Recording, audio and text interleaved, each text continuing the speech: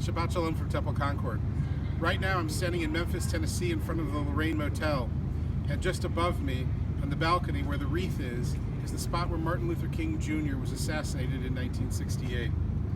This spot reminds us, even more today than before, of the need to pursue justice and equality in our world.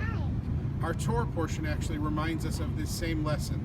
Our Torah portion this week is Shoftim, and in it we have Tzedek, Tzedek Tirdof. Justice, justice shall you pursue.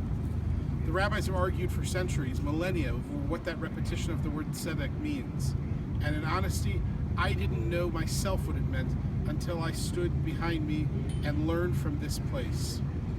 Our world still cries out for freedom and equality and justice. Segregation is still a problem. Yes, things are better than they were in Dr. King's days, but still our Syracuse is among the most segregated cities in the country.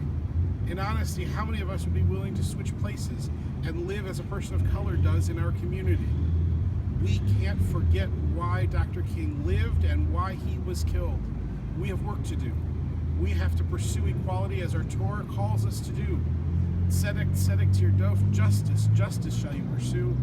We in Temple Concord and we in Syracuse need to pursue these blessings.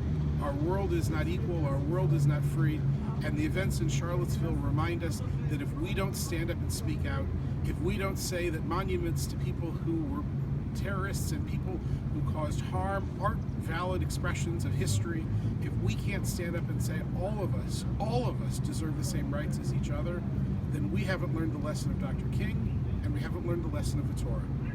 I hope you'll join with me as we pursue justice more and more, both inside the temple and in our own community. I hope you'll also join us for services this Friday evening. Shabbat services will be at 6 o'clock. Saturday morning, we'll celebrate the Bar Mitzvah of Jacob Moan at 11, text study at 9, Torah study at 10. And next week, we begin to get ready for the new school year. The state fair is starting, and all of a sudden, the summer days seem to be drawing to an end. For now, though, take the holiness of this place.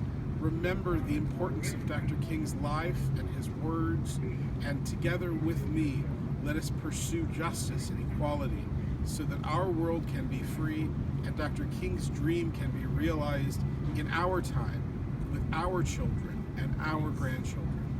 Shabbat Shalom for now. Look forward to seeing you in the temple.